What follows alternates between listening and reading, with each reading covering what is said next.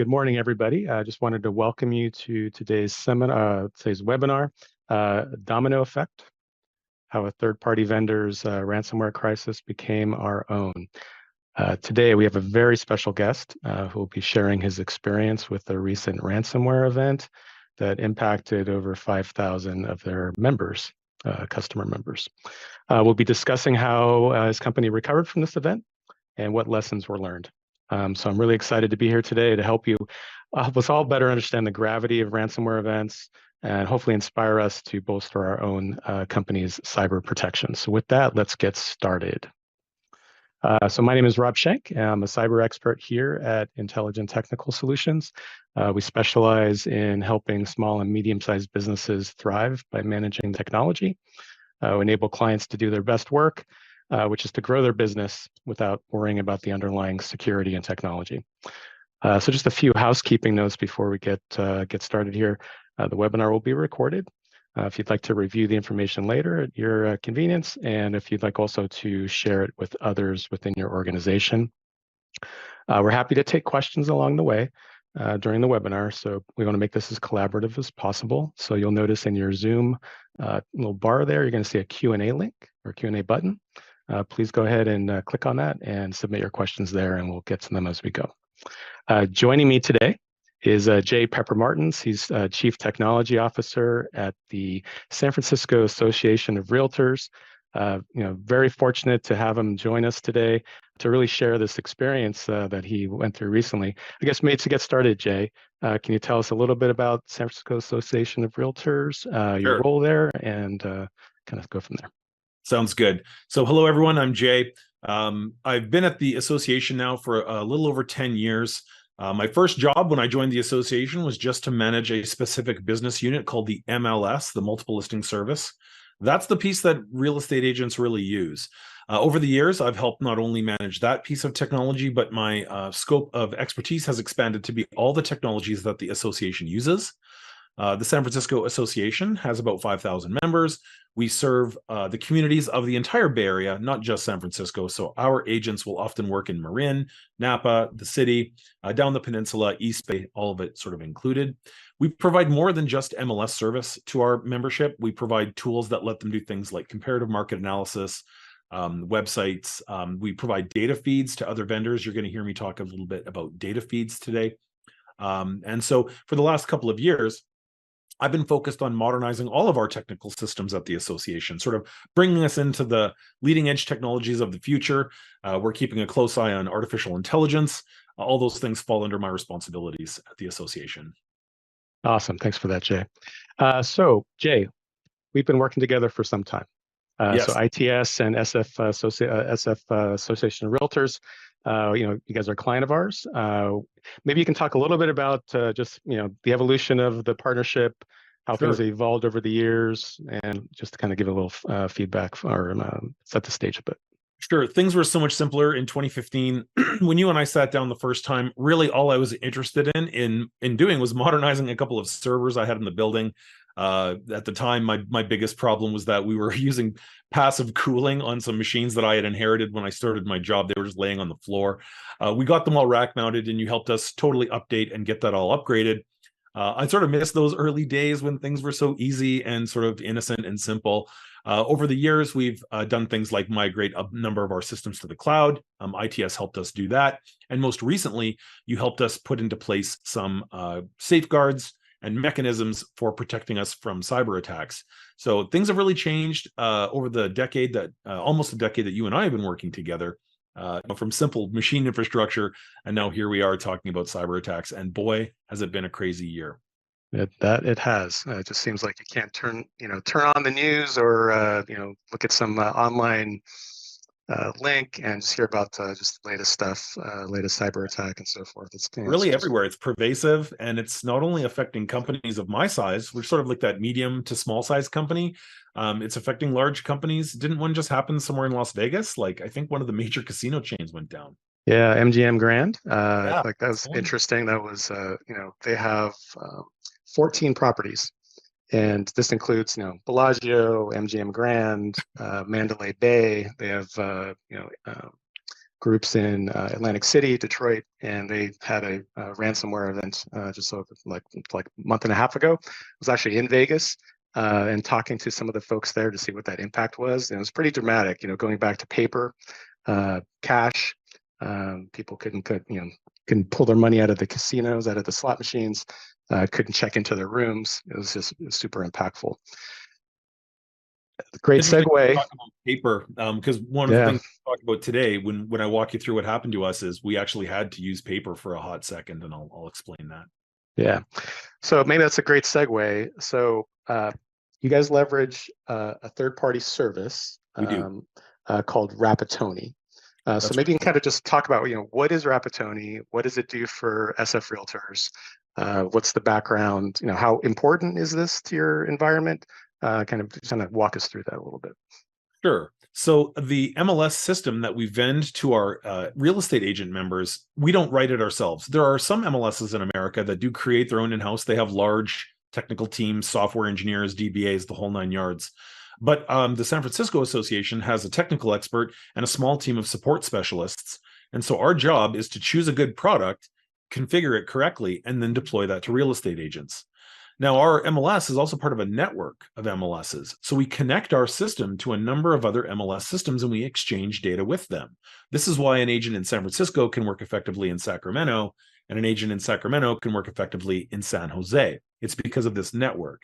So the Rapatoni Corporation gives us that core technology that we use to provide an interface to our members and to connect to other interlinked systems, many interlinked systems. So this is pretty integral to your operation, sounds like. It's also the system that we use in our back-end software to manage the agent body itself. So of course, like any other company, we have to manage our accounts receivable, accounts payable, who's a member, who's not a member. We use a Rapatoni piece of software for that too. So not only was our listing management component, our core technology that agents use affected, but our inside the office technologies were affected too. So imagine we've got administrative staff, a membership department, an ethics officer. All of these people had their jobs affected too, because without that critical central tool, they were unable to do their normal daily workflow. Let an agent resign, bring a new agent on who wanted to join the association. All of those tasks became impossible because we had this single point of failure with a single core, so super critical vendor. Yeah. So things got derailed a little bit about a month or two ago, right? In August? Yeah. So one day in August, I've got a little timeline, I think, here if we want to jump to that. So Rapatoni experienced a breach, not us. This is one of the things that I'm really proud of is you and I started this conversation about security, I think, at the beginning of last year. So we were fairly well prepared at the association, but we, of course, don't control our partner companies. And so one of our partner companies, Rapatoni, that was affected, ended up affecting us. So in August, we had this sort of brutal day. We actually had a staff event on August the 8th. It was I think it was a Tuesday. Yeah. And so we were all out together, having a great day, and thought about, all the great things we're going to get done the rest of this year. And then we came to work on the morning of August 9th and found out that, some of our systems don't appear to be responding correctly. So this happens, like many of you may have experienced. Maybe you go to log in to something that's on Amazon's cloud one day, and you don't even know it's using Amazon's web services, but you go to log into it and it's just either not there or not responding. And it's because Amazon's having a brief outage of some kind. These occasionally happen. They take, sometimes an hour, often a lot less. You see these all the time, right, Rob? Yeah, I mean, it's like we have this happen with Office 365. Sometimes, you don't get mail for a little while. Yeah. We get a notification that there's a back end issue, and it comes back online after a certain period of time. So it doesn't affect things too much, but it's inconvenient at the moment, but not catastrophic. So that was what we figured. The system is maybe not available. This particular vendor has been very reliable. I mean, up to this point, we had never had an outage that sort of was this large of an impact. So we assumed this was a routine. We had a little light communication with them in the morning. They said they were looking into a problem. Okay. But then the hours started to go by. So then it was 10 o'clock in the morning, still nothing. Then it was noon and still nothing. And then it was 3 o'clock. And inside the office, my boss, Walt Bukowski, the CEO, and a person I work very closely with that manages the MLS service now, doing the job I started doing 10 years ago. His name's Hud Bixler. The three of us were sitting there going, this is looking pretty non-routine. So we started asking some questions and we weren't getting answers. And that really got us alarmed. And so it wasn't until the night of the 9th that we sort of had a indirect communication from someone at the company who knows us fairly well. They reached out to us to say, look, this is a serious problem. We'll give you more information right away, but you're not going to be up tomorrow. So then tomorrow, the 10th, right? And then the 11th comes, and it's not until about 8:30 or 9 a.m. Pacific time when we got a formal notice that this was a serious cyber attack. It was a breach. It took down their core systems, not only the MLS systems that we use, but also the back end systems that, like I said, we manage our association with. So we were totally offline. And we were then told this may last days. They weren't able to give us a good timeline. So now all of a sudden, panic mode, right? But one of the things I'm grateful for is at the beginning of 22, you and I had started having conversations on what would we do if something like this affected us? And so even though this breach didn't happen inside my company, we had the conversation about what would happen if one did. So we had a lot of our internal communication processes already set up. We were able to improvise on top of those and come up with some really awesome plans for how to work with a third-party vendor to restore some business functions. That work took a few days. So fast forward to the 19th of August, Rapatoni is still not up yet. But what they do show us on Friday the 19th is that they've got things in a state where if they're able to complete a few more steps, they will be ready to relaunch us the following week on or about Wednesday. So for the weekend, we're holding it together, and then on Monday, the 21st, we review those steps. We determine that they're completed successfully, and we will be able to turn the service back on Wednesday, the 23rd. So on the 23rd, around 8:30 in the morning, agents were already all logged back in. We had it turned on a little bit before that, and staff had been checking in and logging into it. So we were back online on the 23rd. Our total amount of downtime, 14 days. This is without a doubt the longest period that a real estate system has been out in America, I think ever. I don't know of any other instances of a system going down for 2 weeks. So during that 2 weeks, some important things happened internally. As I said before, we had been working with some third-party vendors who were not Rapatoni on building some parallel systems. We had been sort of doing some of that work speculatively over the year. And so we were able to fast track it and put it into production to help our members out. But it wasn't easy. Initially, we were actually publishing data using PDFs that we were emailing out using a communications tool. Then that evolved into an app that could run on your phone and your desktop that let you edit a few listings, change your open houses. And then that evolved into having mostly a parallel system ready on the 21st and 22nd before we turned the main system back on. We had a pretty good parallel system running. Was it perfect? No. Did it satisfy everyone's needs? Absolutely not. So we needed to turn the main system back on the 23rd, and we did. Mm-hmm. And then we've been sort of smoothing things out since. But man, that was a 2 weeks. I wouldn't wish that on my worst enemy. So let's look back up a second. So you have this event, and it looks like it's getting to be pretty serious. I have a couple of days, right? So the first couple of days, it's like, hey, we're just kind of in this kind of limbo mode, trying to understand if it's happening or not. What is going on? We don't know. There isn't clarity yet from Rapatoni. The scope of this is kind of getting larger, right? You're dealing with you got 5,000 members that are unable to access MLS listings. Yep. Big picture, like what's the scope of this? So this is like a nationwide. This is hitting the news and so forth, right? Yeah. So this did hit the news, and one of the web pages that we published at the beginning of the interruption ended up being fairly popularly referenced by a lot of the news organizations. They would refer to our webpage because we had sort of like the most coherent information regarding the outage. But it was not just San Francisco that was affected. I mean, the software that we use isn't just for us. It's used by a number of organizations across the country. So something like 11 to 14% of real estate agents had their businesses affected. But like you said, if you can't edit your listing, well, what if you're a buyer and you're trying to look at fresh listings? You want to see what's been changing. Well, these listings aren't changing. And so now you're looking at listings that may or may not be on the market, ones that have open houses that may have been canceled, but you still go to the open house. It was extraordinarily disruptive. It affected not just the Bay Area, but organizations across the country. And it was devastating. And lots of agents remarked to us that it drastically affected their business. They had a real impact. So imagine this: I didn't have a breach, my vendor did. It affected my members. Now their businesses are being affected.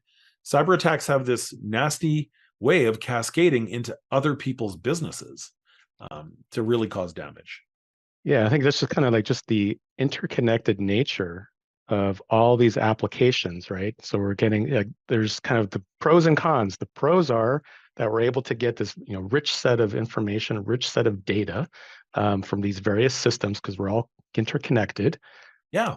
The flip side of that is if one of those links gets compromised, it ripples throughout the system, right? And so let's talk about what was the practical impact to a typical real estate member in your group? Like, Sure. what was that? What was that like for them? So just like us, they woke up on that Wednesday morning. They went to go log into their system and it wasn't there. Now, for a lot of agents, they had an active listing and it was going to be active for a few weeks. They maybe weren't as drastically affected initially. But imagine you're that group of agents who had an open house scheduled for Wednesday night. And for whatever reason, the owner of the home can't get it ready. They don't want to show it that night. So now you need to cancel this open house, except the only system that has the data record in it that is then synchronized to all these other places is down. So you can't cancel it. I mean, there's really no way for you to go around to every website that has the open house on it and say, can you please cancel it? Can you please cancel it? So this is just not scalable. That's why our technology does what it does, and it does it effectively to distribute that data. So you're that agent and you have an owner of a home and you're telling that owner, look, we have to have this open house tonight. We can't change it. You're going to have to get the house ready. You have to change your plans. And so this really happened to a number of our members, describing cases where they had to either put it on or take it off of open. They needed to take the transaction down. Even worse, what if you have a seller who just wants to start marketing their home on Thursday? Well, you need to put it in on Wednesday in order to do that. And with no system, there was nowhere to put it in. And even if you did get it in, if the distribution components don't work, it's not going to synchronize to all the websites where all the eyeballs are. At the end of the day, real estate is a marketing service. So if you don't have people seeing your data, then people can't come and offer to buy your home. So just the ripple effect extended not only just to the day-to-day business, but you can already start to see that now there was a long effect that we could already feel happening instantaneously by not being able to edit data. It was devastating. And then even for like just your typical buyer or seller, I mean, purchasing a house is one of the largest investments that you make in one's life. And it's a super stressful scenario typically, right? I know that for me, when I bought my house, it was like there's a lot of paperwork going back and forth, and just the whole thing is like you just it's like, or even selling a home. Like, so this has impact to just, not so much as in addition to the realtors, just the down level buyers and sellers that are kind of going through this process, and they're getting stymied, right? And they don't understand why it's happening, nor should they have to. But yeah, it's the single most expensive purchase they'll make probably in their lives, especially in the Bay Area in many cases. Our homes often transact in the $1 million range, for those of you that aren't familiar with the Bay Area. So this is extraordinarily stressful, and now it's really affecting everyone's lives. So all that pressure is, of course, not because people are being malicious, but all that pressure is being applied to us to figure something out. I mean, and figure something out fast. So that's why the initial 3 or 4 days, the management of the crisis was really very, very stressful. So like, how are you managing communications during this time? Like, let me step back. When you realized that this was a serious thing, like maybe you can talk through that kind of like, what was that emotional reaction like? How did you kind of settle yourself? How did the communication start? Like, what were the first couple of things that you ended up doing? Right. So yes, that emotional response took a little while for us to get through. I mean, it's literally that feeling of your stomach hitting the floor and that sort of realization that this isn't going to go away quickly. We're going to have to change everything we're doing. Whatever we had planned for the next 3 weeks, throw it out the window. because now we have to reorient ourselves around this crisis. So that first day really was the unpacking it. And instead of us just jumping right to trying to fix things or build things or whatever, we said, look, this is going to be a long-term problem, and we're going to think about it for a full day. And so we got together our leadership, many of whom are volunteers, our senior staff, and our employees and our team members. And we thought about, okay, what can we do in the short term? What can we do in the medium term? How can we work with what we've got? What do we have that still works? So our communications tools, thankfully, were not part of this Rapatoni suite. We still had all of our communication information, things like phone numbers and emails, pulled into our communications tools. We use Constant Contact for doing some email, and we have a system for doing text messaging, emergency text messaging. So we were able to leverage these and use them to communicate with members to let them know, yes, there's a serious problem. And no, we don't know when it's going to be fixed, but we'll give you information as we can. And one of the best decisions that we made in those first 48 hours was to never speculate. We were never going to tell members something that wasn't provably true. So across the country, a number of organizations felt pressured into, delivering some kind of an estimate on when things would be restored. We really refrained from doing that. We said, look, we do not know when it's going to be fixed. We will work on a parallel solution to make sure we get you up and running as soon as we can. We will still collaborate with our core vendor to make sure they get back up and running as soon as humanly possible. But we're not going to guess here. We're not going to tell you, yeah, it's going to be fixed by Monday. We're not going to tell you, yeah, there'll be no data lost. We just decided that the way forward is going to be managed by being completely factual and by never guessing and never estimating. And it ended up serving us fairly well. People were mad that we didn't give them more information. I think at certain times, people may have even felt like we were withholding information. But the information that we didn't transmit or didn't distribute, we didn't because we didn't know it was true. It was speculative, or it was an estimate, and we didn't want to sort of carry that information forward to our members. We didn't also want to be quoted as saying something that ended up being wrong later. Yeah, I think that's one of the communications process, I think, is super important in these kinds of situations. You want to just say, stick to the facts, be as plain spoken as possible, and I think not creating any kind of false hopes, false expectations that, we're not able to fulfill, I think is really critical. So let's talk about internal SF Realtors. How did the internal team respond? What was leadership's response? How did that kind of manifest for you? Right. Well, for a group of us that were able to help with the pivoting of getting another product running, it was like 16-hour days, 12 to 16-hour days, working weekends. The new vendor that we had brought on to help us also worked an insane amount of hours. Our leadership team was in the building. They're all local to San Francisco, so they would be in the building helping us problem solve. We would be analyzing possible solutions forward. We would be reviewing. Are we at risk of being affected further? So one of the initial questions was, are we still vulnerable now? I mean, this partner's been taken down. Do they have information that would compromise us? And if so, are we about to be attacked? I mean, imagine that all that information that was taken also had maybe plain text passwords in it of our systems. Thankfully, it does not. But if it had, we could have been vulnerable. But because we had done some of the preliminary work over the last 2 years with you to be ready for this kind of thing, we knew that, nope, our systems should be fine.